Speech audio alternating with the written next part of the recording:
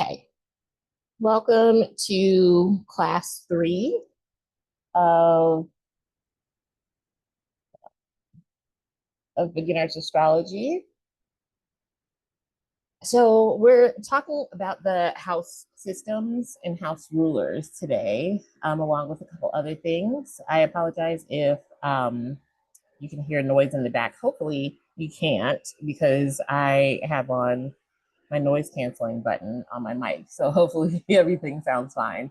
But today we'll be talking about the house rulers and house systems. And so this is when we start to put together quite a few things that we've learned already from astrology lessons 1 and 2. I technically think this is class 3.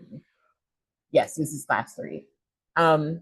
So we're going to go ahead and get into it. So one of the biggest things that I think with house where do I want to start? I think we should start with house systems before we talk about house rulers. So there are 2 major house systems. There are more than that in general, depending on what kind of astrology you're using. There's a whole list. But for the purposes of this class, we're going to be paying more attention to Placidus as well as whole sign. Whole sign in particular, just because whole sign I think is a bit it's a bit less messy, I say. Like, both are very good at pulling great insights, and they're both very accurate. One is just a bit more mixed than the other, where there's a lot more combining energies involved. Whole sign house systems are going to be exactly what they sound like. Whole sign house systems are when we see, I know that this probably looks very small, but whole sign house systems are going to be when there is one, actually, I think I can actually blow this up. Yep. Okay. So whole sign house systems in a chart are going to be when these little pie pieces take up one entire sign. So for each sign, there is one house. So that's whole sign. So it's taking up the whole sign for one whole house. In Placidus, we don't see this. I think I have a example of Placidus down here. Placidus, so we see that house 1 starts right here with Virgo. And then we have like a little bit of, well, technically the house 1 starts with Leo, but we have this line right here that I guess is technically, I'm still thinking in whole sign terms. Sorry, I have not had my coffee yet all day. I've been running errands. So if we are looking at just Placidus, not blending things with whole sign, like I was just about to say, then we are looking at house 1 starting in Virgo.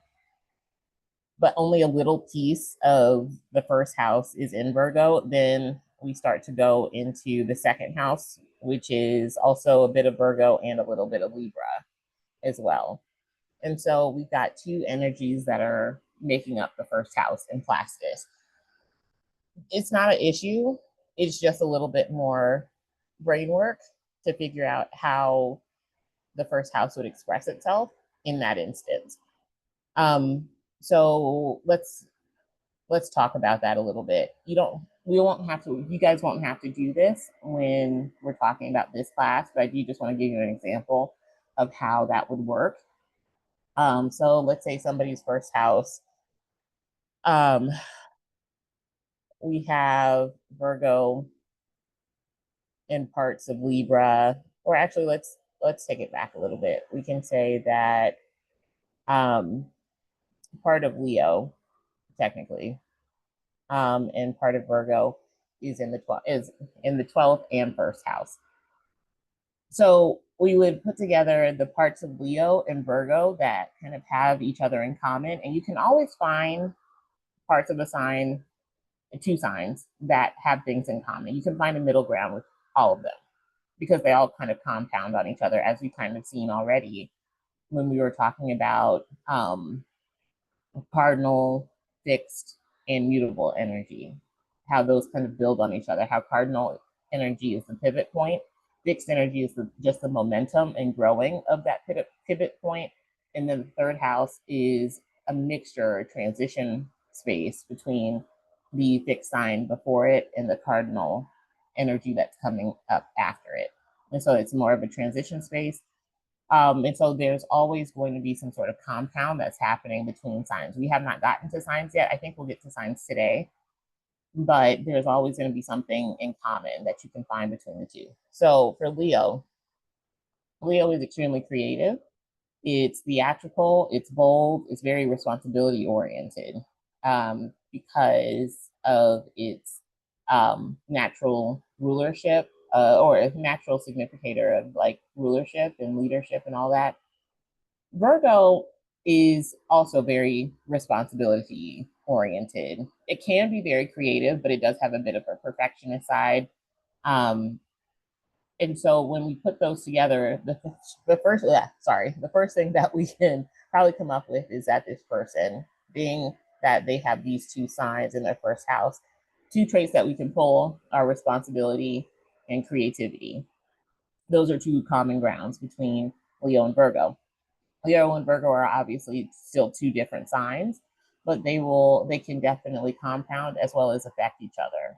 And so if we wanted to take it a little bit further than that, we could say maybe with their creativity, they're definitely a perfectionist. We're taking that creativity first and foremost from Leo, and then the perfectionist side from Virgo. So they might be somebody that is just very critical of themselves as well as other people as far as creating something new, or they could be somebody that could be a great planner, since Virgo is going to be the sign that wants to plan for the future and put things away for the future, and be very service oriented. We could also put that they're very generous as well.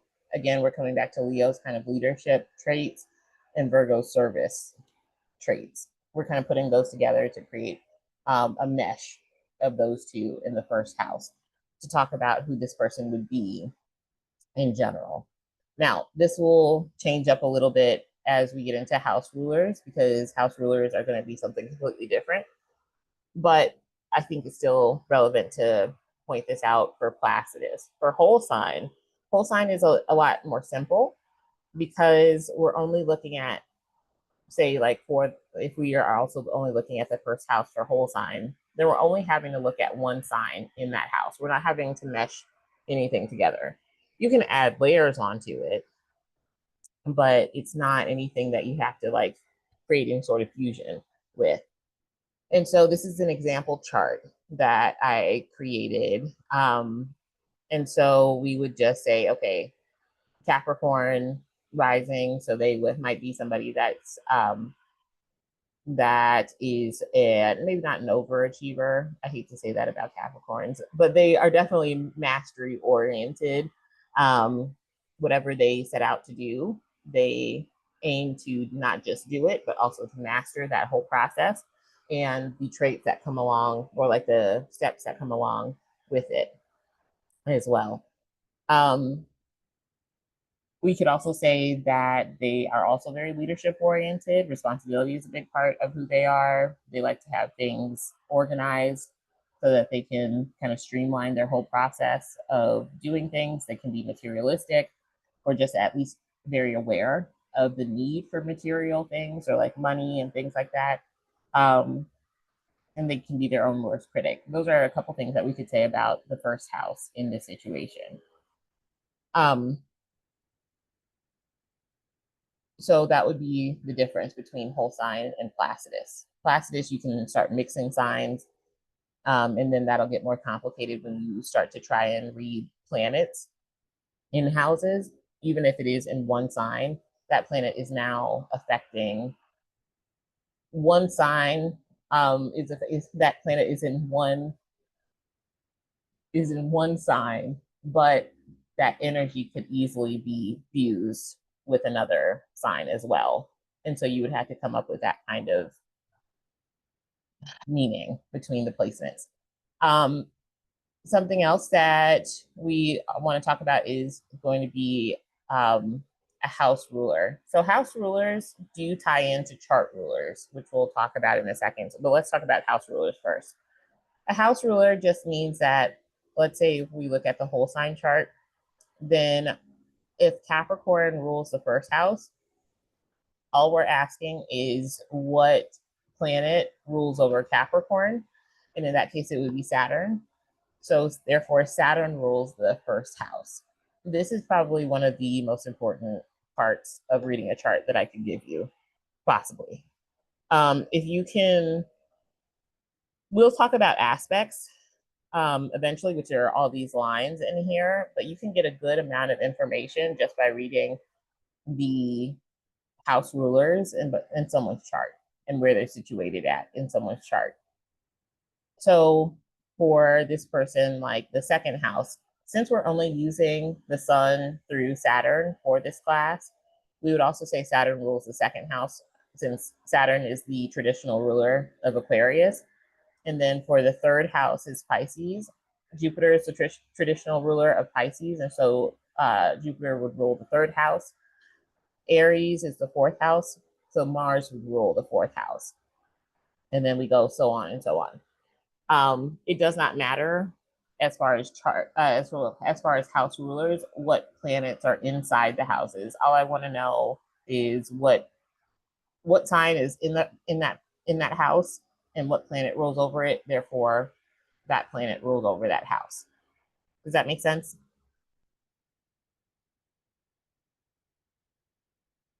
Yes. Okay. Okay, so then we have the chart ruler. So the chart ruler is going to be almost the exact same thing, but we only have one chart ruler per chart.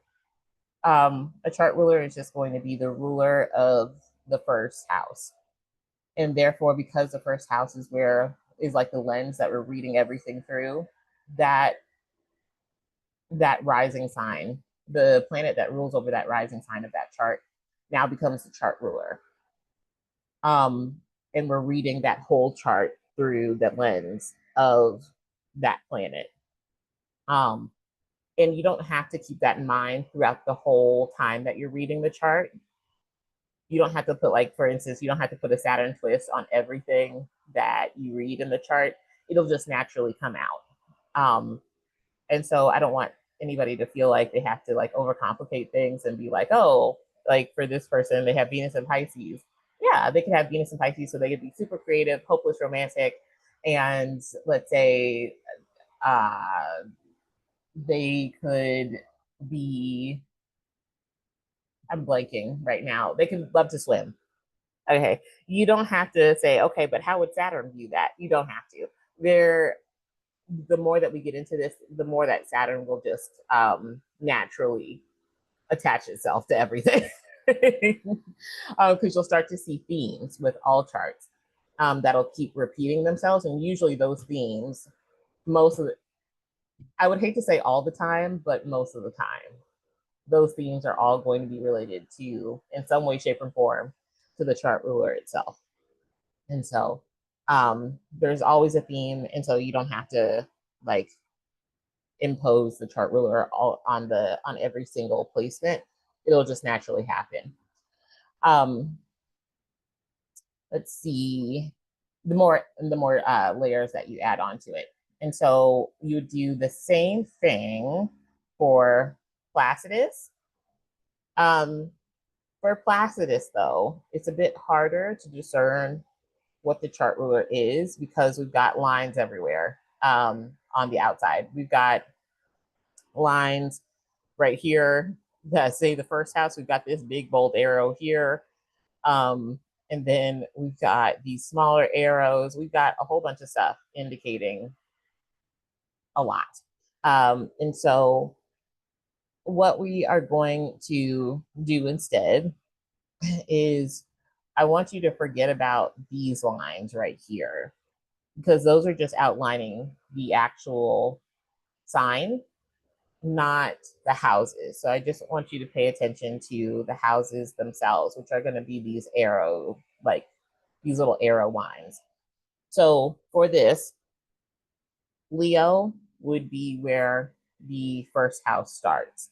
You'll always find the first, the fourth, the seventh, and the 10th house usually on charts because they'll be bolded in some way. So the first house starts here with the ascendant. Um, and right across from it at the same degree is also going to be the descendant, or where the seventh house starts. The fourth house is going to also start where this bolded line shows up at, and then you see the 10th house is going to be where where in this case the MC it comes up at. Also, another thing to note is that I think I said this before, that in Placidus, or in some, like in modern astrology, which is usually where Placidus is used at, depending on the astrologer, but for the most part, Placidus is used by modern astrologers. You can um, you can see that the midheaven, so the MC, is always going to be where the 10th house starts. We call it the 10th house cusp. So any cusp of any house, so the second house cusp, the third house cusp, the 11th house cusp, all that means is that is where that house is starting at. And so you don't have to use that vocabulary, but I did just want to say that just in case you ever run into that vocabulary. So you're not like, what are they talking about? And so, but yeah, so that's where that house starts at. Um, and so the AC or the ascendant, whether you're using whole sign or the um or the modern astrology, that's always going to be related to the first house. Now, the difference between the two is that in Placidus, your ascendant is where the first house starts. In whole sign, it's more general. Your AC can be like, I think like right here, it's at a 2, but the first house automatically starts at 0 of Capricorn. But the actual ascendant itself is at 2 degrees for this chart in particular. So Placidus is a bit more degree oriented as far as where the first house starts. And whole sign is just going to be in general. And then the AC is like in there somewhere. If it happens to be at 0 degrees of that sign, great. But that it's not a determining thing of where the first house starts in whole sign. And so I wanted to point that out. It's going to be the same thing also for like the fourth house, the seventh house, and the 10th house as well. The descendant in modern astrology is going to be more degree exact. So that's where the fourth house starts. But in whole sign, the actual, not the DC, I was talking about the fourth house. So it would be the IC for the fourth house. Um, so the IC could be anywhere within the fourth house. And so that would be the difference, is that in modern astrology, it's more like degree oriented or more degree specific. Um, and then that shifts the whole chart by itself. Um, yep. Okay. So then we talked about house rulers, chart rulers. There's something else I think I've missed. We're going to do this in just a second. Um,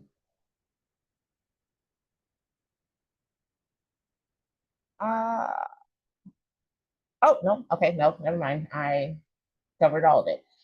Okay. So for this little exercise, we have, we're just naming off what planet rules over each house. And I'll help with the Placidus ones. The whole sign one is pretty easy um, because we just have one planet per house.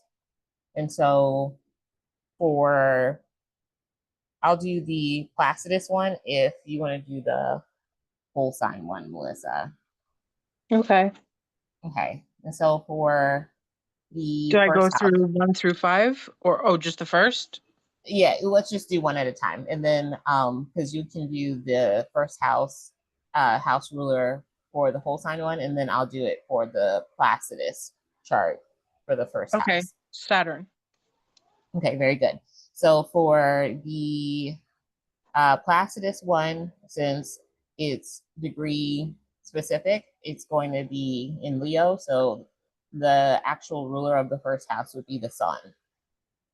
And so then we have for the second house, What would the Would chart ruler? be Saturn and Uranus, or just Saturn, depending on your view. Yes, very good. And then for the Placidus one, it would be Mercury would be the second house ruler. And then, oops, sorry. Um, for the third house, we have Pisces as the third house. Oh God, I almost said Jupiter. No, Jesus. Neptune? you had it right the first time. Oh, I did. Jupiter is the traditional ruler. Neptune would be the modern ruler. I mean, both are correct. It's just, um, if you're going for, I don't mind if you can do like the more modern thing, but just Okay. for like this class, we're just keeping it to Jupiter or the traditional rulers first. Okay. Um, and then for the third house for the Placidus chart, we're gonna have Libra as where the third house is starting. So Venus would rule over the third house. Um, and then we would just kind of go so on and so on. I want to move on from this because you seem to get the hang of it. Oh, okay. And so we'll just move on from here. But yeah. Oh, that's what I meant to say. Okay, so the only other thing that's the difference between whole sign. Let me see if there's one. Is there one in here? In not in whole sign, in Placidus, sometimes did I pick one with, let me see if I can find one. If not, I'll have to pull up my own chart. Um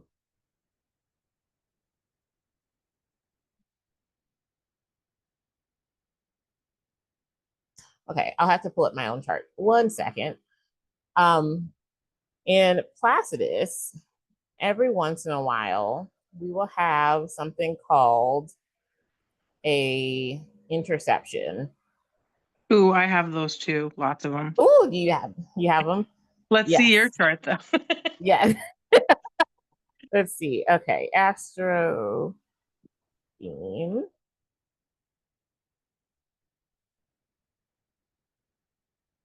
Okay.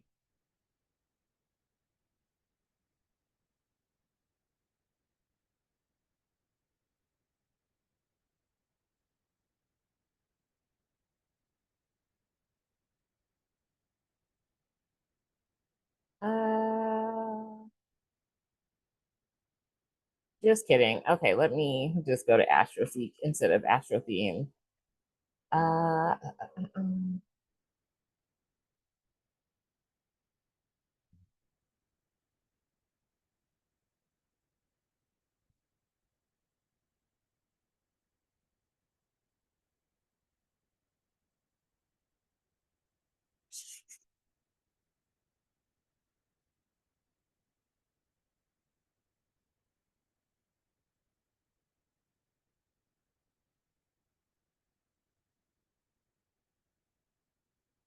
okay.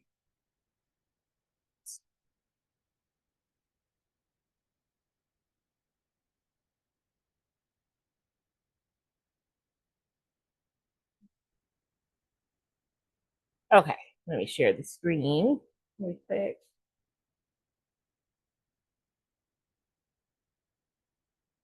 Okay, so this is my chart. So an interception is essentially when we're using whole sign. This does not occur in, or I keep saying when we're using whole sign, when we're using Placidus. um, so when we're using Placidus, this is only the only time you'll find interceptions because interceptions don't exist when you're using a whole sign housing system. But in Placidus, interception is essentially where we see like how the first house starts right here, where my ascendant's at 21 degrees. And then we have a little bit of Capricorn from like 21 degrees to 30 degrees, and then, or 29 degrees, sorry.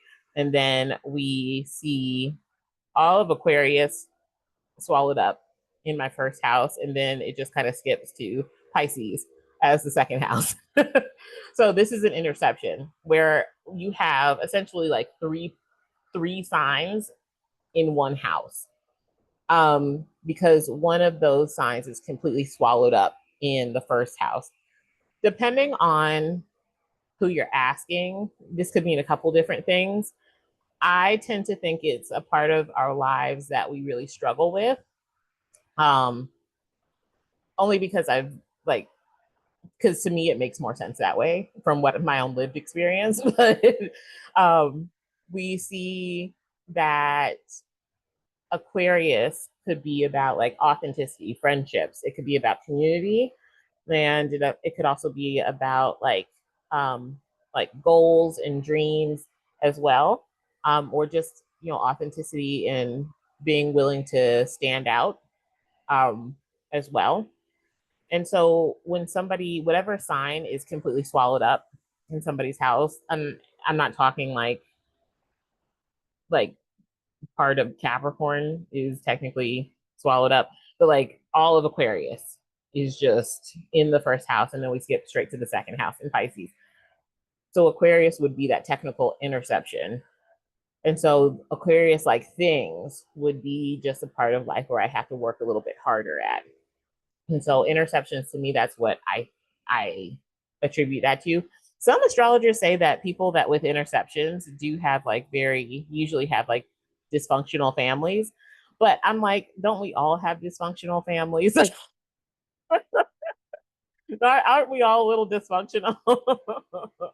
So I don't know if I believe that, but I maybe I could see it if you're struggling in some shape or form. I mean, I don't know, because I'm like, I don't think any family is perfect, so we've all got a little dysfunctions, and that would mean that we all have interceptions, which not all people have interceptions. But I did want to just note this is that this is where we see that at. Melissa, we said that we were actually going to start this lesson out talking about your chart because we stopped on it for last class. And so not only will we look at your interceptions, but we'll also look at your day and night or day and or nighttime chart as well. Give me one Professor second. Micah, I Yes. noticed looking at your chart, like Mm. not our planetary placements, but the houses are almost like probably 85% identical. Are they? Like We our have to look. interceptions are in the same spot.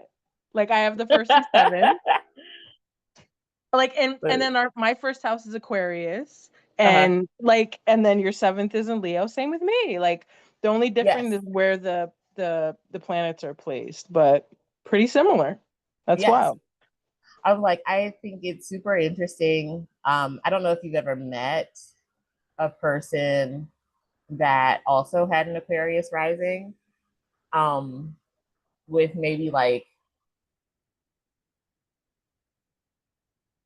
I have a fun story about this. Hold on a second. Let me pull up your chart first so that I can like think straight. Uh,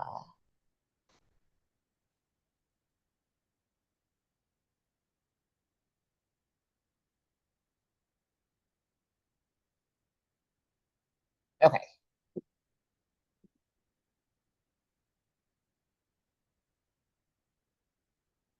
Okay. So we have, oops, it went to whole sign again. One second.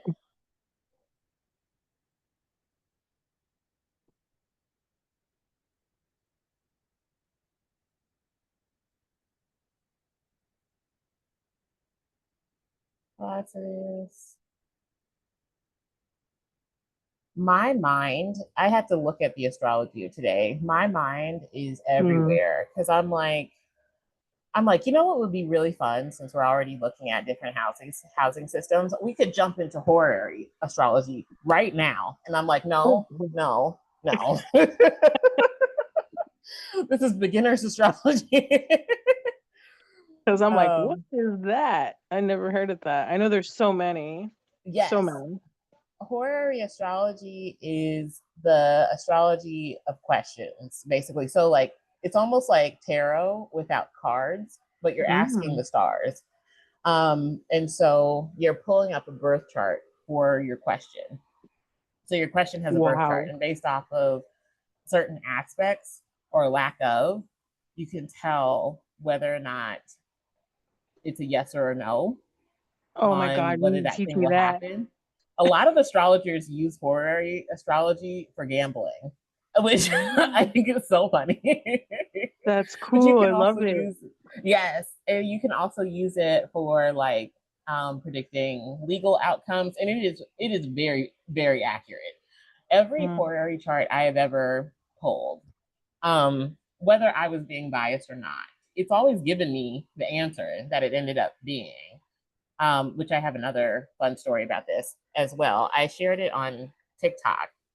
I'm sorry. We'll get to your chart in just a second, Melissa. I promise. But um, I was talking about last week how I had put in like an audition video for the astrology school that I went to for a Yeah, position how'd that they. go? So I didn't get it. But what's funny is I had Mm. pulled a horary chart about would I get that job like after I sent it in. And the chart the chart essentially was saying like that yes, I was reaching out for the job, but the job was not reaching back, so it's a no. I won't get Mm. the job. But in my mind, I couldn't accept that answer. So I was like, what is this? What does this know? Yeah. What does this chart know? And it did end up being a no. But I pulled horary charts for other things, and so I'm like, I think it's just me being human when I doubt things that I know are accurate, and I'm just like, because there was one time where you can use horary astrology also for finding lost objects, and it is Oh, scarily accurate. Like, okay, I swear this is not just going to be a story time class, but I do think this is really interesting. This is going to be yeah. my second to last story. So there, I had just moved into my place and I had like a whole bunch of cash, and I went to go plant shopping one day. And so I leave out the house, get to the plant store, and then I get up to the register and I realize I have just enough to cover the plants that I was getting. But I had more money than that. I knew I had more money than that because I was like, I was short like $40. And I was like, crap, like, where's my $40? And so I pulled up a horary chart for finding this missing $40. And the chart had essentially said the money itself, it's not lost forever. It's most likely at home near water, but like under a window, or like near a window or under a window. And I think there was like one, oh, and that it was to the east. Now, I don't know, like, I'm not an Yeah. east, west, north, south kind of person. When the GPS says, oh, turn northwest, I'm like, please just tell me left or right. I don't know. But so I went home, first of all, thanking God that I just hadn't lost $40 because I'm like, it could be anywhere out in the streets. Mm. Like, but I got home and the money ended up being it. I, I had put the money on my windowsill the night before. At some point during the night, it must have fell off the windowsill and it was under my window, right next to my water bottle. So it was indeed Dang. near water underneath a window. That is fascinating. I It love that. is. It is. Last Whoa. thing. So I don't know if you've ever met another Aquarius rising, but it'd be really interesting, if you ever do, is to compare your lives to each other, especially if your sons are like also Earth, are both like if you both have Earth sons, um, your lives can mirror each other a Hmm. lot.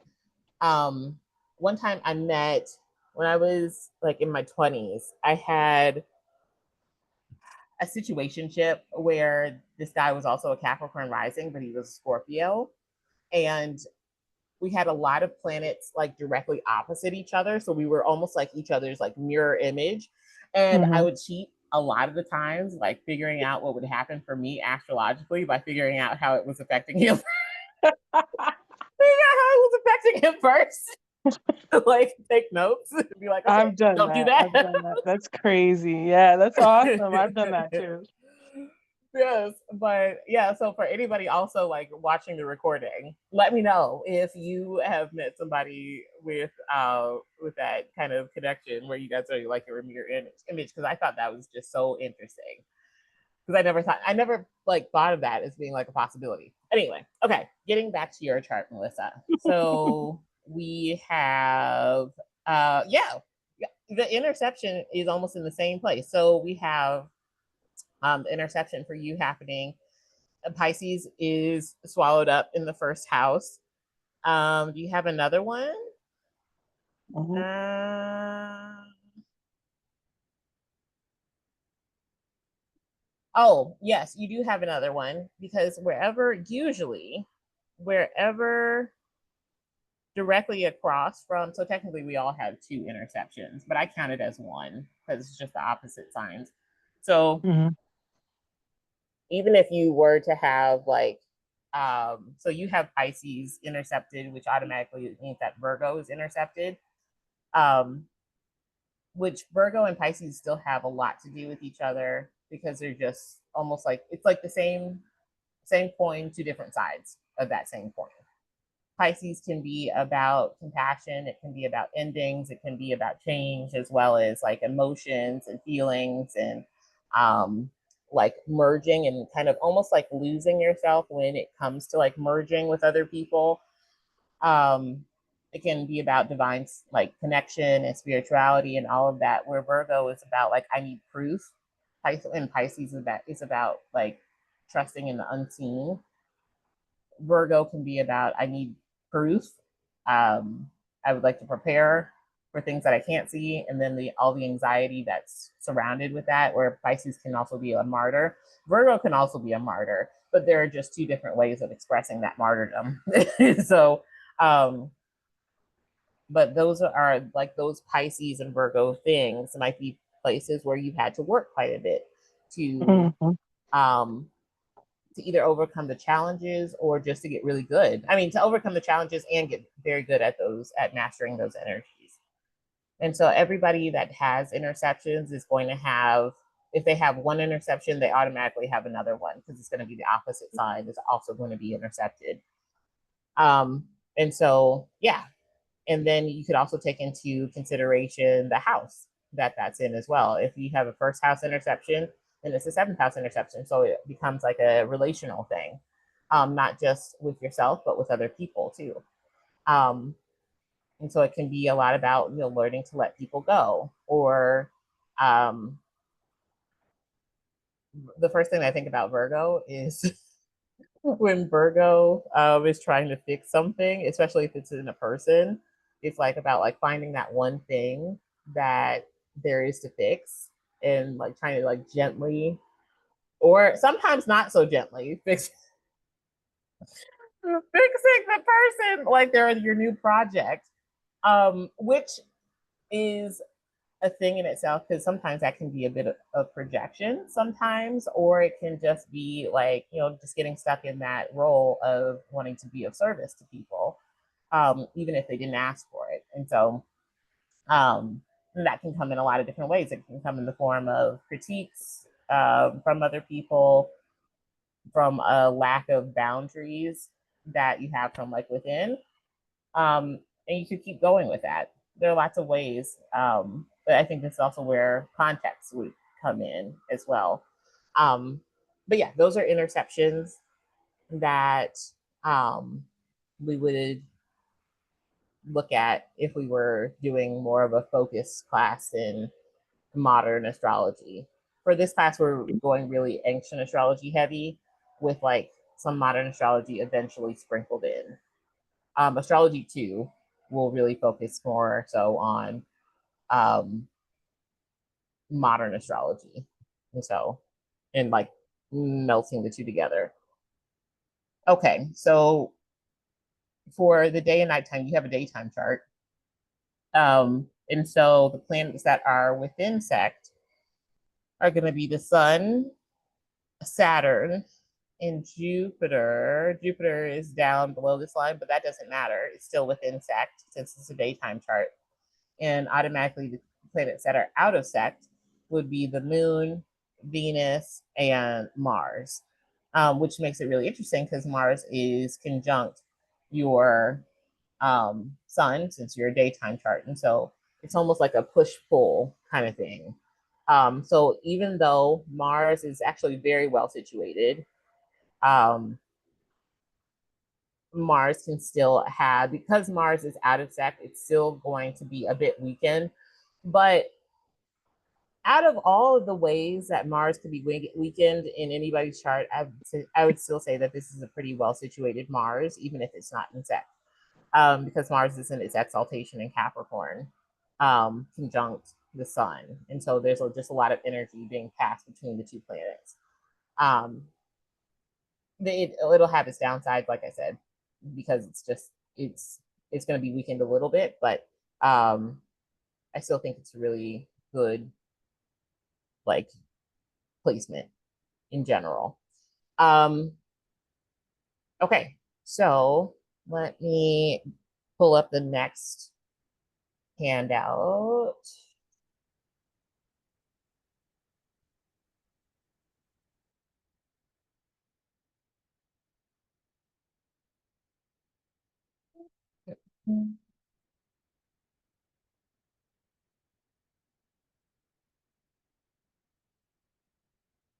Okay, I need to update this handout, and I will.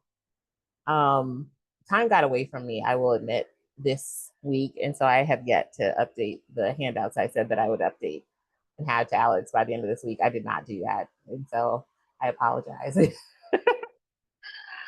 um,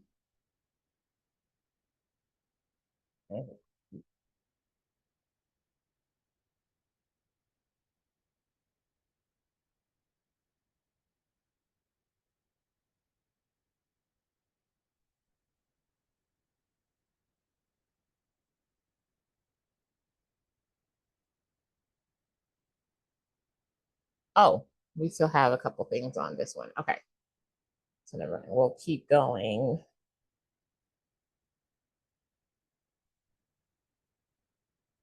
Okay, so we're gonna finally start to talk about the signs a little bit. Um, so we're gonna start out with Aries. Somewhere in here, I think, is like some example about seasons.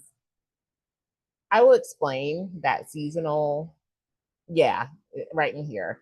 I'll explain the seasonal like example slash metaphor. I understand it, but I will say that it also took me a long time to understand what my teacher was talking about.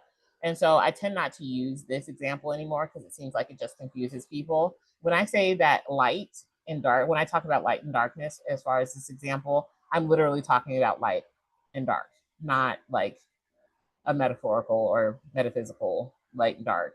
Talking about like the light outside from the sun, um, when as far as like seasons go.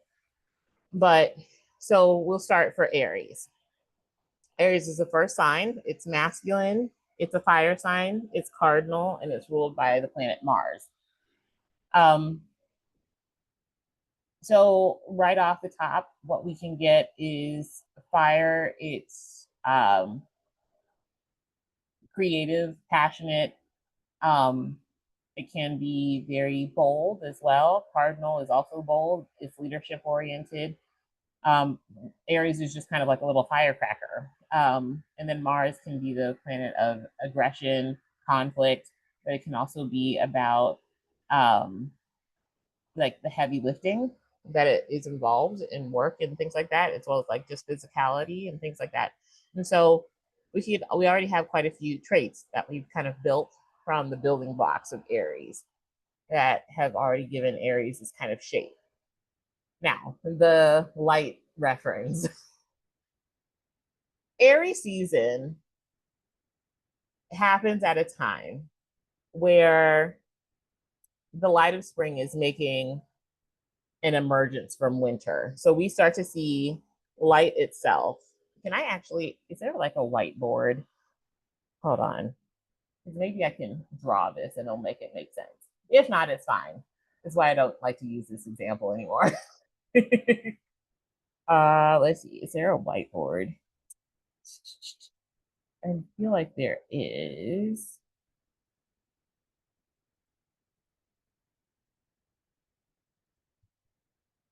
Should have looked this up before I post tools. Um, In Zoom, there's a whiteboard. It gives like yeah, I was looking for it because I was like, I feel like I know it's here. Uh,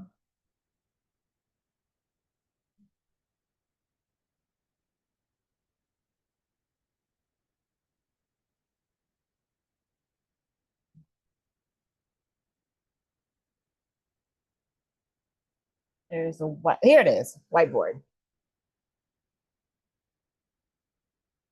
Okay, can you see the whiteboard at all? Let's see. Okay. All right. I don't know how to because we're both drawing on the whiteboard.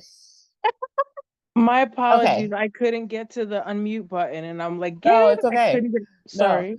no. You're good. Okay. So let's say but you can see it, right?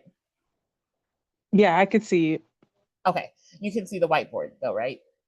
Yes, I could see what Okay. you're Okay. doing. Awesome. I just wanted to make sure because I was like, I assume that it'll automatically just show the whiteboard. And hopefully the people that are watching the recording can also see the whiteboard. um, I've never really used this whiteboard at all. Okay, so let's say for no, we don't want to use that one.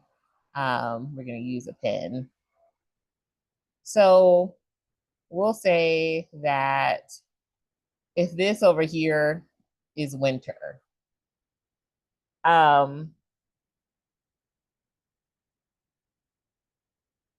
we'll use like a yellow.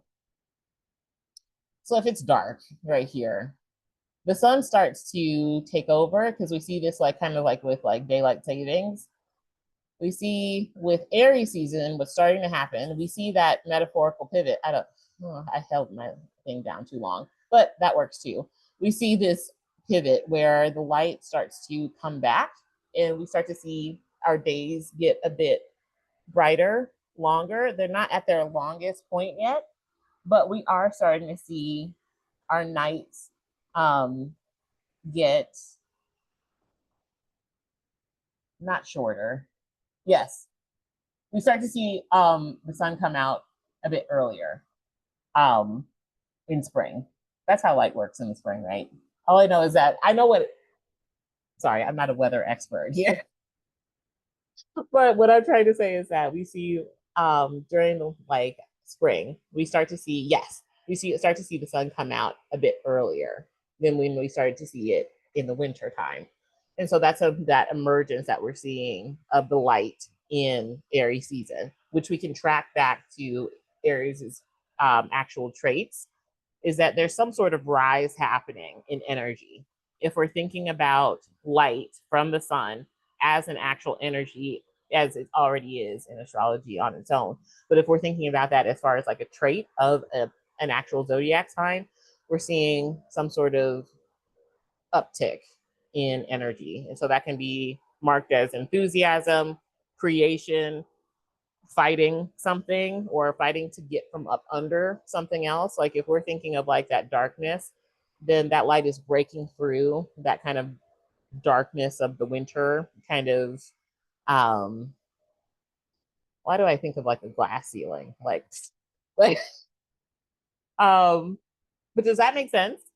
If not, we'll just like X-nay this right now and then we'll just kind of keep going with everything else.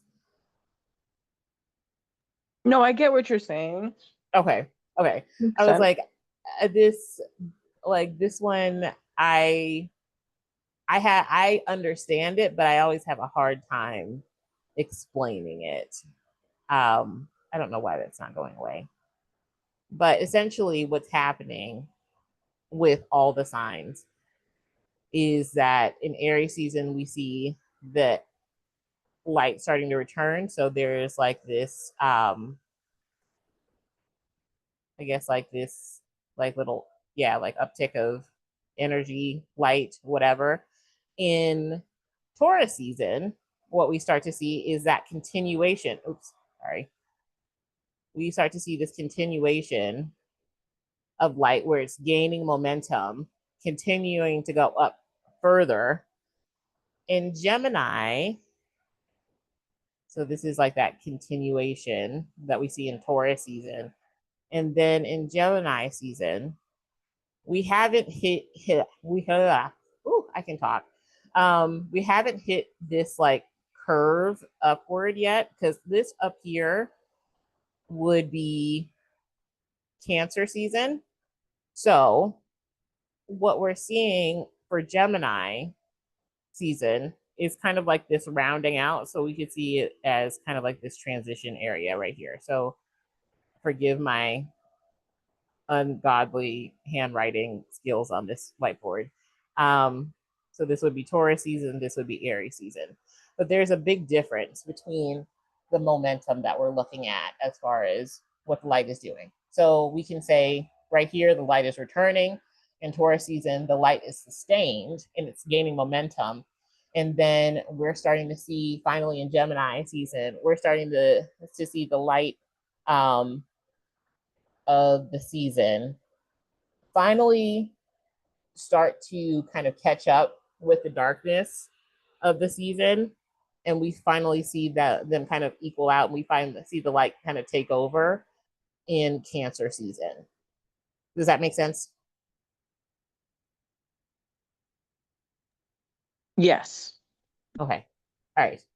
So for all of you watching at home, I hope it also makes sense. Because that's the best way that I can describe it. Is yeah, it's this constant, and that's how you're going for all of the seasons, including going downward for Cancer to Libra. It's the exact same thing. You're just seeing the levels of light and dark fluctuate, which you can attribute to different traits within the signs that we actually see happening. I don't know why I did that blue. But yeah, it turns into like this kind of thing. And then eventually you get back to here in Capricorn. And so this high point right here would be Libra. This one over here would be Capricorn. No, I'm so wrong. Never mind. I'm forgetting all about the highs and lows, the peaks. This would be Libra down here. This would be Capricorn. This would be Aries. We already have Aries technically over here, but just as like an example. And then we would continue back onto Cancer. Okay. All right. So that's the whiteboard example. Now that we've gotten that out of the way, we're just going to continue on with this lesson the way that I would usually teach it. Okay. So how do I get out of the whiteboard? I'm assuming I would just get out of the whiteboard by, or do you want to continue? Um,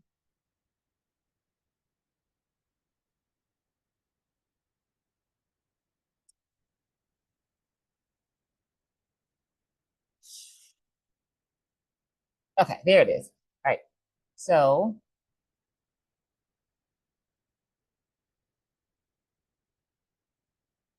we could also think about the mythology of Aries to pull traits from, or to pull symbolism from. But what I like to do is actually pull not only from what we know about Aries, like mythology, but also you could pull like inspiration from like the actual ram as well. Rams are feisty. Every time I see a picture of a ram, they're locking horns with another one.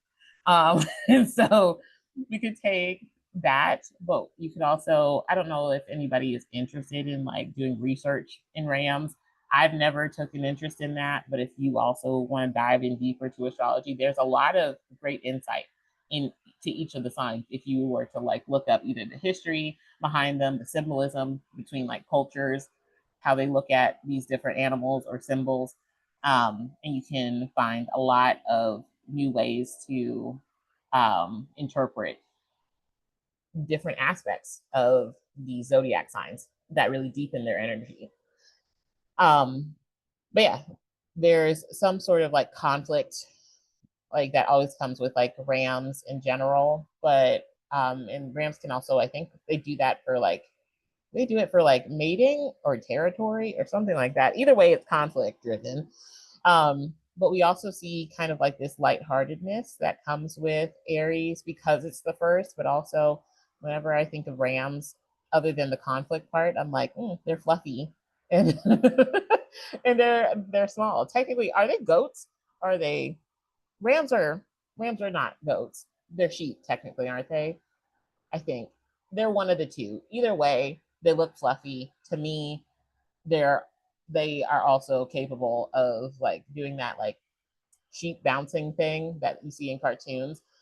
But that's how I see it in my mind. But the the thing that I'm trying to say here is that because Aries is the first, there is a type of innocence that is associated with Aries because it's the first. It doesn't know any better. I'm not saying that people with Aries don't know any better, but there is with that energy comes almost like this blank slate of innocence or naivete, whichever one. And it's wrapped up in a whole bunch of other things. But um, we can think of that as it's something new.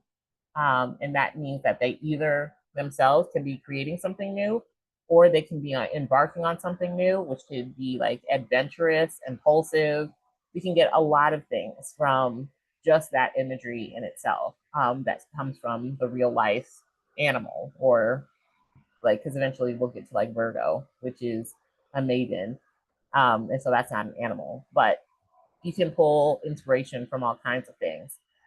But also something else I pulled inspiration from was not only that, like the myth of like the ram and the golden fleece. I won't recount that because I butcher it every time. All I know is that the ram saves two children and then he gives up his fleece for something. I've read way too much fantasy, and that fantasy has like absolutely trashed my memory of this whole like accurate mythology because I've heard the myth retold in so many books.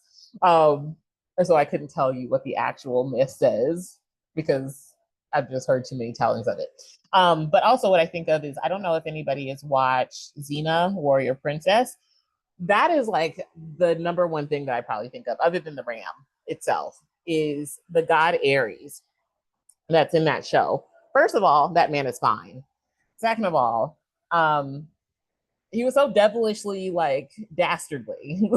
I think that's very much like an Aries, the god kind of thing that's passed on to Aries, the sign, is that there is this charisma that comes with conflict as well. Um, but it's also slightly strategic, but not fully planned out, also. Um, it's meant to serve a purpose, like that conflict serves a purpose. Whether that's a long term purpose or not, it probably will not be. Can also be something that we see with Aries. We can see that Aries, the god as portrayed in that show, he's kind of an asshole, not even gonna lie. Every time I think he sees Xena, he's asking her to be his warrior, and it's like has some sort of like sexual undertones. But that's also, I think, like an Aries thing because Mars is also the planet where we see penetration. It's where we see like anything pokey is gonna have to do with Mars. Um, Carnal, sure. Impatient, impulsive, all of those things would come with that kind of Aries, the god kind of energy. So that's passed on to Aries, the sign. Um, yeah. So Aries, the zodiac sign, rules over the head, the scalp, and blood. And so if you're ever having a tumultuous Aries transit in whatever house, especially if it's a house that has to do with your body. Make sure you're checking your blood pressure or just minding your head as far as like any scrapes, bruises, cuts, all of those things. Car accidents too. What's really interesting, I thought was really interesting is when I was first learning astrology, I learned that people that have Mars in their first house usually have some sort of like when they're coming out of the womb, like from their whole birth experience, they usually have some sort of mark on their head. And if it's not from birth, at some point in their life, they will have some sort of long term scar on their head, which I think is fascinating because I, in Placidus, technically Mars is in my first house, and I have a scar on my head from the whole birthing experience. That's never gone away. But I thought that was fascinating. Also, the way Mars could manifest in somebody's first house. I say the first house in particular because the first house has to do with like this whole face area, but also the whole body. Um, is that people with Mars in the first can like look very red, like literally like almost like the planet or orange. Great example of this is that tangerine nightmare in the White House right now has Mars in the first house. So he might not naturally be that color, but he is indeed orange. He is indeed orange. Um, and when he gets angry, he is, which is a lot of the time, he's red. And so I always think that that's really interesting that how the planets can show up, but also how they can kind of relate back to the sign as well. Um, but yeah, then we have Taurus. Taurus is a feminine earth sign. It's fixed and it's ruled by the planet Venus. We already talked about the light stuff already. Mm, I think there are multiple myths that go with Taurus, but I think the main one is like the one between Zeus, Hera, and what was that girl's name? Io, and she got turned into the white bull. Again, I'm not going to recount that one. Fantasy has turned my brain to mush when it comes to mythology. um, but we can also look at Venus's link to Taurus as it extends to the Empress in the tarot. And so there's a lot of agricultural energy when we look at that actual card. We see like wheat, we see pregnancy, we see like this beautiful woman usually in on the Empress card. And it's just this thing of abundance and comfort when we're looking at the Empress. Also, the mother is usually represented by the Empress in the tarot. Um, but Taurus is more like that abundance, comfortability, pleasure that's coming through all that same kind of sensual kind of energy. Um, and so we can get a couple different traits when we're looking at Taurus, such as patience, common sense, reliable, and pleasure loving. Um, I spelled sense wrong. It's going to bother me. I'm just going to change that now. And then we have for the body rulership, the Taurus rules over the five senses, the throat, and the nose, which I thought was really interesting because you would think that Gemini would be the throat because like it's about talking, but Taurus actually rules the throat. But then of course like the nose and the five senses is all ruled by Taurus as well. Gemini. Gemini is going to be the twins. I've heard multiple myths about Gemini, but they all have to do with Castor and Pollux, which this is, I think, the only myth that hasn't been ruined by fantasy for me, um, where one of the twins is always asleep or dead, while the other one is awake and alive, or like one is divine, one is not. I've heard different stories, but there's always like this push pull between the two, where they're never truly together. And we can see that conflict that or like that internal conflict reflected in the actual sign itself. um, they're not able to connect and talk to each other, so like there's this focus on communication, um, with Gemini, not only because of that myth, but also because it's ruled by the planet Mercury. It's a mutable sign, and so there's some sort of exchange or flexibility, adaptability happening there, and it's also an air sign as well. So we've got witty, youthful, curious, intelligent, multitasker. You could say fickle. Um, you could also say like just has range. Fun loving, a quick thinker, inventive, argumentative, deceptive, and playful, not payful, playful. There we go. Um, and then we have the body rulership is being like the whole arm region, shoulders to the tips of the fingers, being ruled by Gemini as well. For Cancer, the crab, we have it as a feminine water sign that's cardinal and it's ruled by the moon. So I do want to say with the moon in particular, the moon, you could definitely, like I said, you can take real world inspiration for a lot of these things, but the moon is about change. And so therefore Cancer does have a lot to do with change. Cancer itself might not always be changing. I mean, it actually is doing a lot of change. Like, but I think I pulled this one out in particular because Cancer is a cardinal sign, and I get a lot of questions about the cardinal nature in Cancer because I think a lot of people just think of cancers as crybabies, which is not the case. Um, and so they usually don't think of Cancer as being leadership. But I think when you think about Cancer in a moon like sense, it does make a lot more sense because the moon can be about leadership within like smaller groups, like within a community. That makes a lot more sense. Usually cancers, whether it be a man or a woman, they are usually some sort of matriarch, patriarch of like a family unit. There's a lot of focus on family for them. And so while they might not be maybe like outwardly leadership oriented, and I have met quite a few cancers that are like career leadership oriented, whether they are in the forefront or just kind of usually they're in the background a lot doing some puppet mastering, at least the ones that I've met. Um, but that is still a lot of leadership uh, ability that we're seeing coming through that moon energy. The moon is a bit more subtle and hidden. Think about when the moon is out. The moon is out at the darkest point of night. And so a lot of things are going to be a bit more hidden to when it comes to the cardinal nature of Cancer. And then it's also a water sign. So um, but yeah, so we could see like this protecting, nurturing, family oriented energy, as well as just being super empathic, moody, shy, caring, and sensitive. Um, Cancer can also be about like the physical home and real estate as well. I think Cancer as an energy isn't often thought about as being like a money related um, sign, but it actually is just kind of like just like the fourth house and the second house both have a lot to do with money.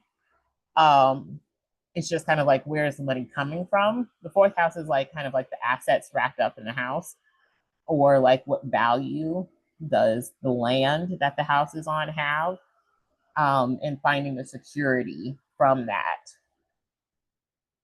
land, or from obtaining those things, for a group of people rather than just yourself. Whereas the second house is about like what is just yours, and only yours. Um, Then we have uh, that crabs carry their homes on their backs, and so security is of the utmost importance. They're also very flexible. Crabs can survive on land and sea. Being brought to land by the tides. So people with Cancer energy live between two worlds as well, whether that be the metaphysical world and spiritual world and this actual plane. There's a lot of back and forth between the two. Cancer is also about remembrance and nostalgia as well. Whereas we see some remnants of this, like when we're talking about the fourth house, because the fourth house is about the past and history and ancestry as well. Cancer itself is about remembering. Um, what you're remembering depends on what where your moon is at. Um, and where you kind of fall back into certain habits as well. But again, that's more of a moon thing than a Cancer thing. Like habits is more of a moon thing, but Cancer itself is about some sort of remembrance. And so you can see how the fourth house and Cancer are easily tied together, but they are different. Um, and so we could see a tough exterior, soft interior, also with Cancer. We have, for body rulership, we have the nipples and the breasts as well. And then that's the end of um, this handout. So let me pull up the next one.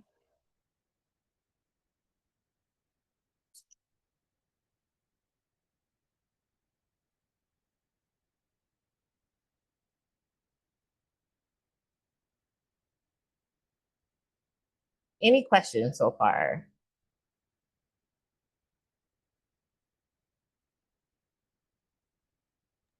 I did have a question. It's not related to Cancer though. And I don't know if you Okay. want me to stay on. Okay. You have defined in the past the meaning of sect and out of sect and within sect.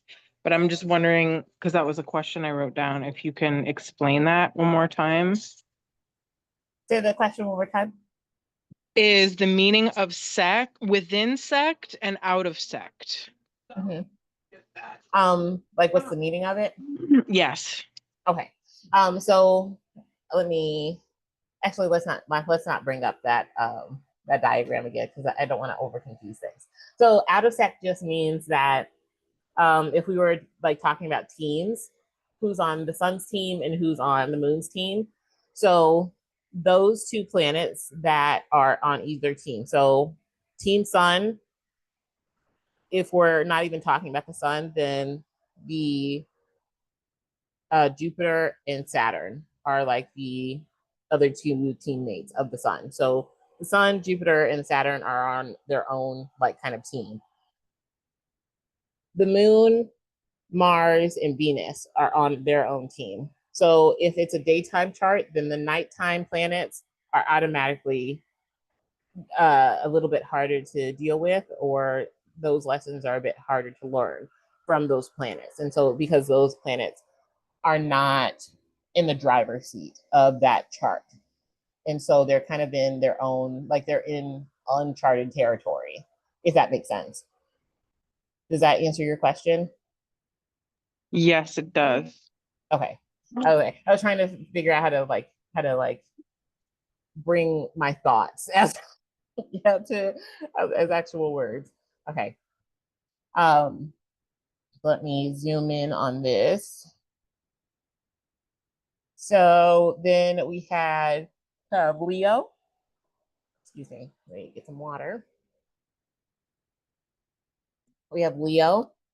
It's a masculine fire sign. It's fixed and it's ruled by the sun. So we could pull a couple things from this. We can pull that it is also passionate, enthusiastic, as well as trying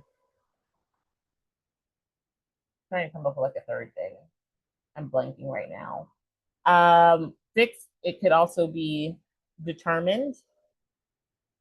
And then the sun placement would also give it a lot of energy as well as like leadership qualities too, and a lot of creativity.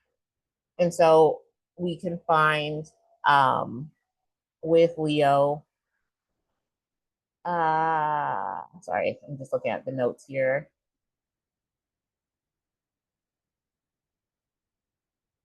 Um, so the only thing I want to pull from the notes is that the sun is the center of the solar system. And that's like what we get a lot from Leo in general is like that almost star power that they automatically kind of have. So that would bring in people with star power. You could think of it like this, like people with star power have what? And you could take that outside of a person. So if somebody has star power, that would probably mean that they have charisma, which could encompass a lot of things. They could be slightly flirty, they could be very magnetizing. People with star power usually have people that want to follow them. So there's a lot of leadership there. Um, the sun is this like ever blazing kind of light. And so it can definitely shine on its own, but it also shines for other people. And so it can be a great encourager and cheerleader for others as well.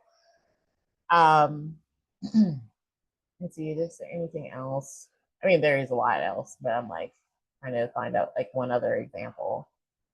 There's also a lot of generosity that we could pull from that light as well. It's not just hoarding that light for itself that the sun would give Leo as an energy, but it would also be very generous with that energy as well. Um, and so, if we were talking about not a person, but just a time of the year, we could say that Leo season is more of a time where people are more creative, um, definitely maybe a bit more egotistical. um, we could say the theatrics or like the dramatics of Leo are coming from that big star energy as well, where it can be seen easily, um, as well as like the focus on leadership collectively can also be taken from Leo.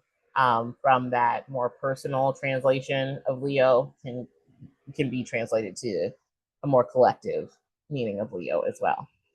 Um, so we can see traits like responsibility, leadership, possibly arrogant, dramatic, tyrannical, generous, self centered, warm hearted, and loyal. That's what I was thinking about. I was like, there's another one. Loyalty over here is also one. Also, with Leo, we also want to think about appreciation. That's such a big part of Leo. I'm going to say this only because progressed right now. I'm a moon in Leo, and I felt like the full force of this like the day before my birthday. um, I said I wasn't going to do any more stories. This one is a short one, I swear. So the day before my birthday this year, which was technically my Saturn, my not my Saturn return, my solar return, because your solar return doesn't always land on your birthday. It'll always be like the day before, the day of, or possibly like the technical day after your birthday, but it's sometime around your birthday.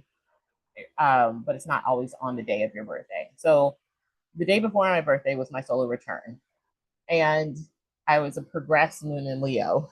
And so my that whole for like day before my birthday, I spent like dramatically crying on the couch because I had gotten off Facebook like months like before, and I thought no one would remember my birthday. That is such a moon and Leo thing to do, and I didn't even recognize it at the time because Leo is a lot about appreciation, wanting to be seen, wanting to be appreciated.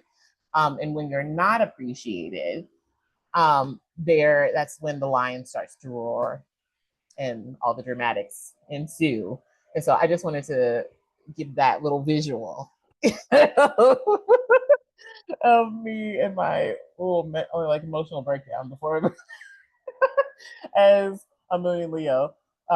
Just so everybody has like a good basis for that point. Because I think that's something that's not talked about enough with Leo as an energy is that it wants to be seen and appreciated, not just seen to be seen.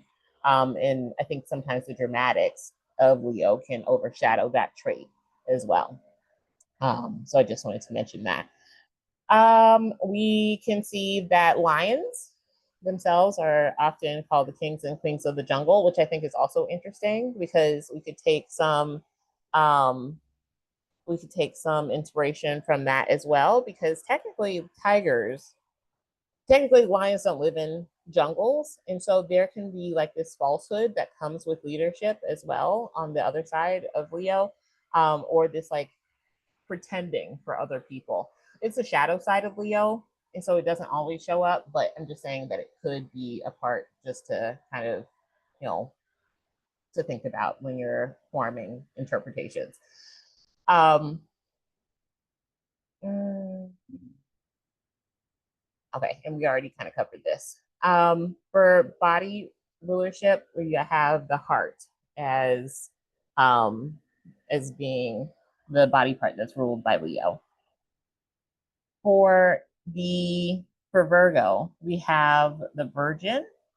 So it's a feminine earth sign that's ruled by Mercury and it's mutable.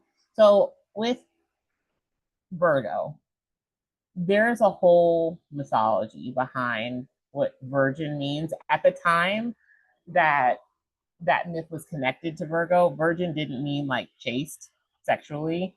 It actually probably meant the exact opposite because we had the bestial virgins who were essentially sex workers.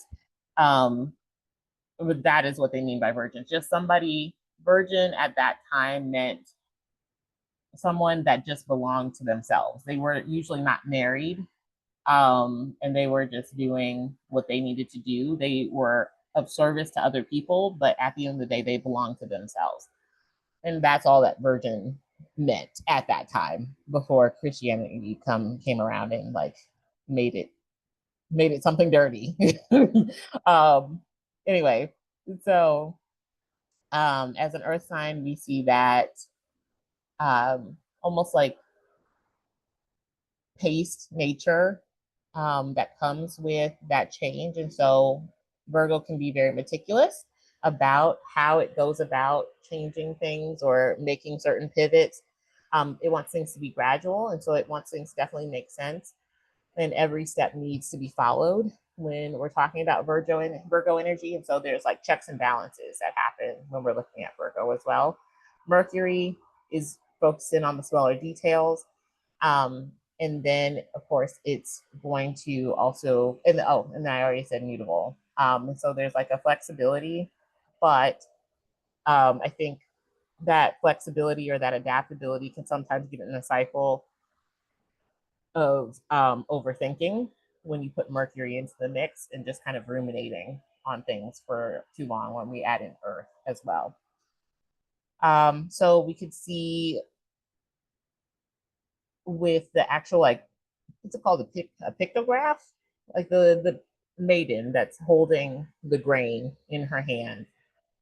Um, we can see like a lot of like mundane kind of needs represented by that picture, because it's very agriculture. All the earth signs are in some way linked to agriculture at some point, even Capricorn, even though Taurus and Virgo are more so linked to agriculture, but um, all the earth signs at some point are going to be linked back to agriculture.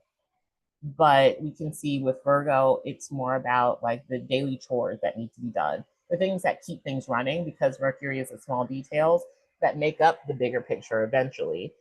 But we can also see, that being of service to like that need to be of service to others in there as well. We have this one maiden carrying all this wheat. Who is she giving all that wheat to? I'm hoping not just herself. I'm just kidding. It could just be for all her stuff, but I'm just like saying like how we could start thinking about that just from that picture alone. Um, there is a lot of like community orientedness when it does come to Virgo, um, which I think is a nice deviation from what we see when we're looking at like pop astrology that doesn't talk about that at all, like that community orientedness that Virgo has, because it's definitely there. Um, Rulership, as far as Virgo, we can see the intestines and nervous system being ruled over by Virgo as well. And we can see traits as being a worrier, reliable, a perfectionist, detail oriented, meticulous, critical, service oriented, and anxious, all being Virgo traits. Then we have Libra, the scales. Um, it's a masculine air sign, it's cardinal, and it's ruled by the planet Venus. This is going to be Venus's masculine expression. And so we can get quite a few different visuals or traits. Because of the scales, we automatically get that visual of like fairness or balance.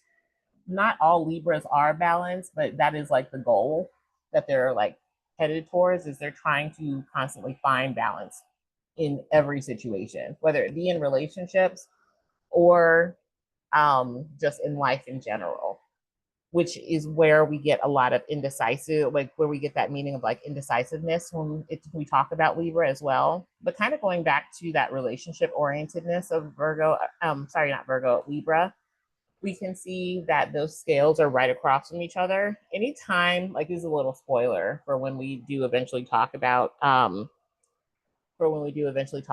aspects. I'm like, will we get to that today? Maybe we might get to that lesson today. Um, Libra, those any opposition is always going to be in regards to a relationship in astrology. I'll explain more about that down the line. But anytime an opposition is happening, it's automatically relational. Whether that has to do with a relationship to an actual person or like your job or like yourself, an entity, whatever, it's a relationship to something. Um, that opposition is you versus something else or someone else. And so it automatically becomes relational. So that opposition that we were saying between the two scales, it automatically becomes about a relationship. Libra also, I think, because of the kind of like that back and forth Libra, like Venus kind of energy, I think that sometimes Libra gets labeled as being um, fake or just, I always see like in pop astrology, Libra being, no offense to any Libras that are watching this, but I see in pop astrology a lot Libras being labeled as like airheads, which I can understand where that's coming from because I have met a fair share of Libras that I'm like, girl, what you doing? But Libra in general is actually very tactful. Saturn has its exaltation in Libra because there is this want ultimately for relationships to be long term, or there to be almost like, I won't say to have a perfect relationship because Saturn in Libra is not about perfect relationships. It's about long term relationships and the work that comes with those relationships being accepted and therefore becoming long term. But I say that all because Libra can be quite the leader when it all comes down to it. But Libra, because it's ruled by Venus, can kind of rule with an iron fist, just with like a velvet glove. It has a bit of a softer touch when it comes to leadership because it's a cardinal sign. And so when it does set out to do something, it is very action oriented. It's not just going to talk about it, it's going to go ahead and do it. Um, but that actual action might just take some time again because it's trying to find balance. And so we can see indecisiveness, social, idealistic, fickle, even fake, integral. That's more coming from the Saturn part of Saturn having its exaltation in Libra, and tactful as well. And so we see with the body parts of Libra that Libra rules over, it's going to be the lower back, the lumbar region, and the kidneys, as well as the appendix, are all ruled by Libra. Then we have Scorpio. It's a feminine, oh, no, not a feminine earth sign, a feminine water sign. My bad. Um, it's ruled over by Pluto as its modern ruler. I'm actually going to change that. It's ruled over. I need to, like I said, I need to update this. Um, Mars is a Scorpio's traditional ruler. Um, and we are looking at traits because of that having to do with emotion, like emotional intensity. We could also see determination, persistence, obsession. When you kind of keep attacking something and it's like persistent, it does start to turn into obsession. So that's where we're looking at like Mars because of that combination with that fixed energy as well as Mars. When you just kind of keep attacking something over and over again. Pluto does add another layer to this, which is ultimately where we get obsession from. But I'm just trying to outline where we could get obsession from if we were just keeping with the traditional ruler Mars.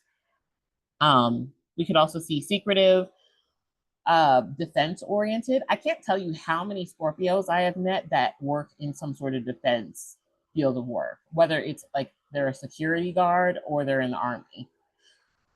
A lot of Scorpios do work in some sort of like defense situation, which is very fitting for their sign because that is a big part of Scorpio as that Mars sign.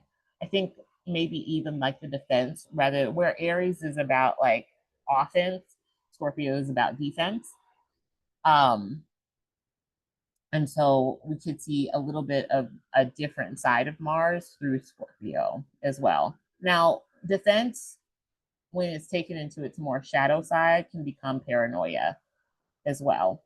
Um, and so we could also see like that they're very investigative, possibly because of paranoia, but also I think it's just like that constant digging that's happening, wanting to get into like what is not being said or what's unseen. And I think that's more coming from like the Mars and water side of things.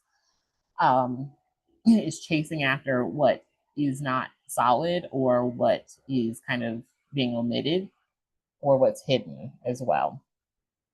Scorpio is going to be ruled over the genitalia as well as the colon. And so that is Scorpio. Any questions so far before we finish up the last three? No, this is good. Thank you. Okay. Yeah, no problem.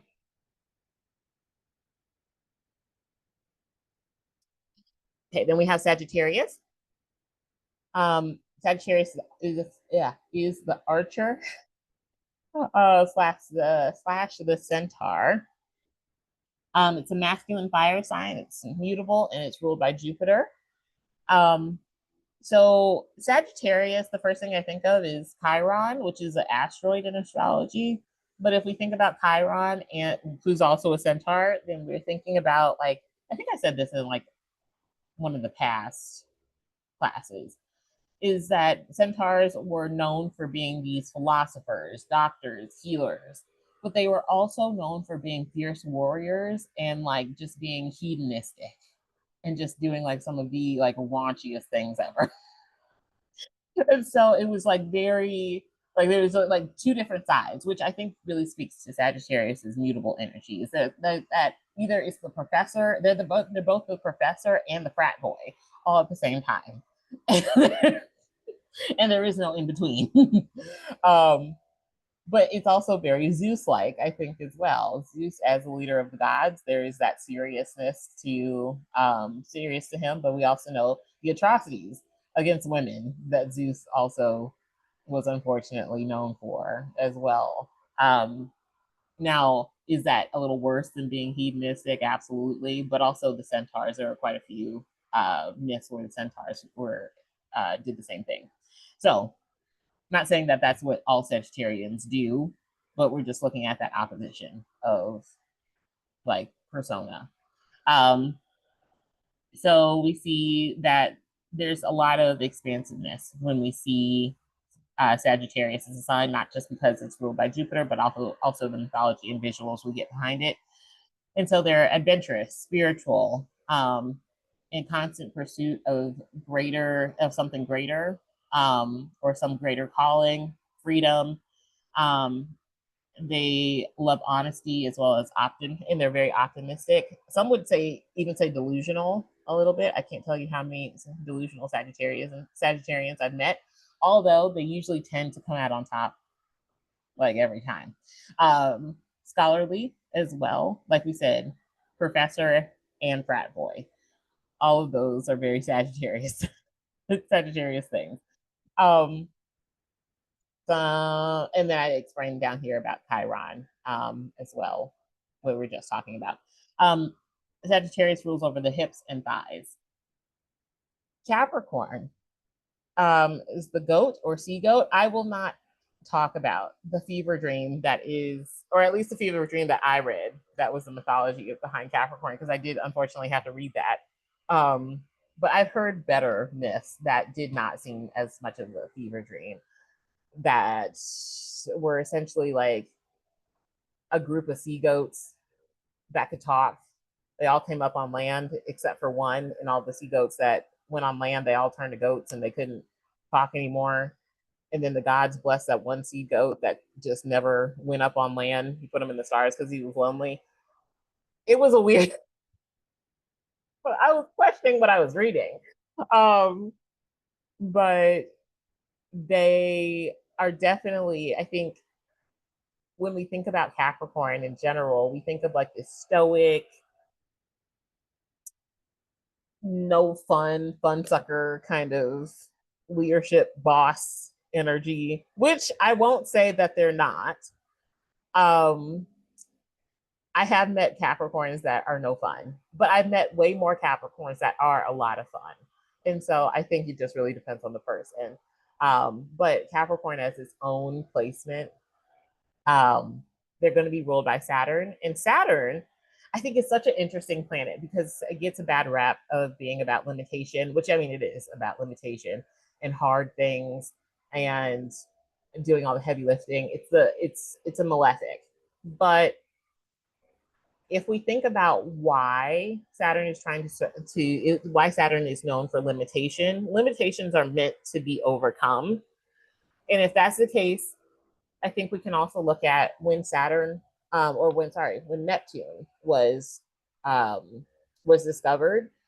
And I bring this up because it speaks a lot to Saturn as well. Saturn and Neptune, when Neptune was discovered, Saturn and Neptune were together.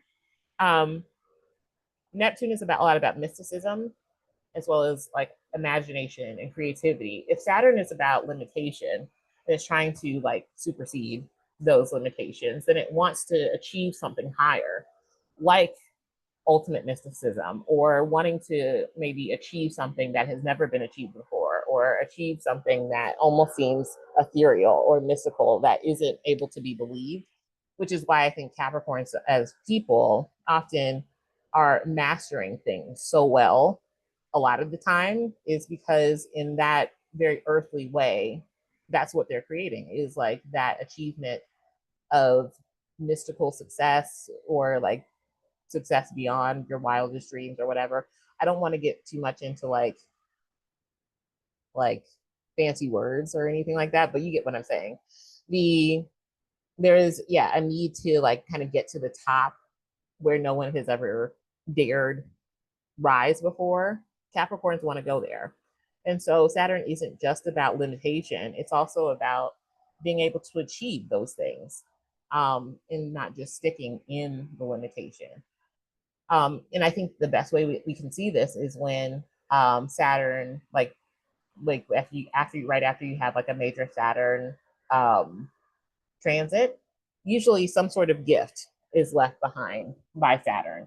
So if Saturn like Saturn left my second house after my Saturn return, my credit got so much better after that. I was way better at managing money and spending less on credit cards, which led to me eventually getting a car that I absolutely love that I didn't settle for, which was the first time that that happened, but also a house that, or not a house technically.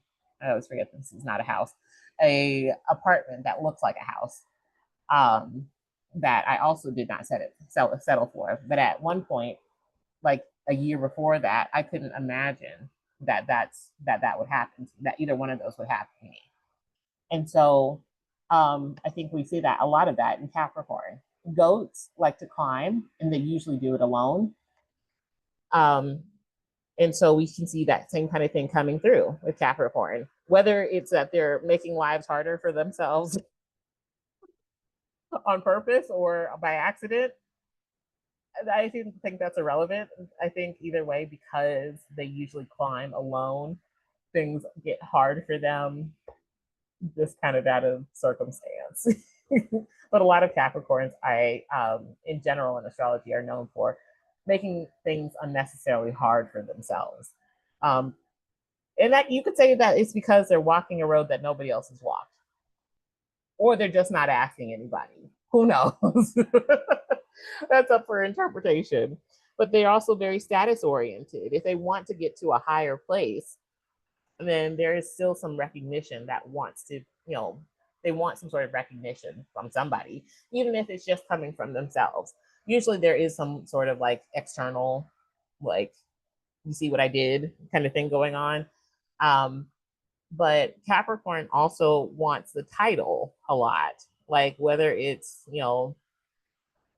if they are people that are up for a promotion, they're like, okay, I want this title. I don't want to just keep doing what I'm doing without something. Think about what house Capricorn is associated with. It's associated with the 10th house, which is the highest point of the chart, where everybody can see that point of the chart. And so it wants some sort of like label, status, something to almost like, I don't know if reward is like the best word for it, but to kind of put that achievement into words.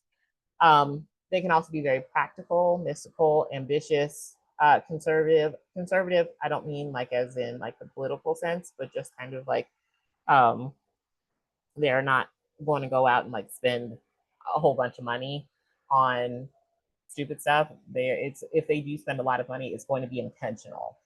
Um, and so conservative is just kind of like wanting to keep things to themselves more, whether that's with their money or with information, time, resources, whatever. Self-discipline. Um, I will say this one, that one is learned, but once Capricorns learn self-discipline, they master it, like everything else. But self-discipline is a big Saturn thing, and so it gets passed on to Capricorn. Um, Capricorn therefore rules over the skeleton, teeth, knees, and the skin, which are also, some of these are also Saturn rulerships, body rulerships as well. Aquarius. Aquarius is traditionally ruled over by Saturn, but Uranus is it's not the masculine. Uranus is the modern ruler. I get a lot of questions about how can Saturn rule over Capricorn and Aquarius. They seem like they have nothing in common. I promise you that they do.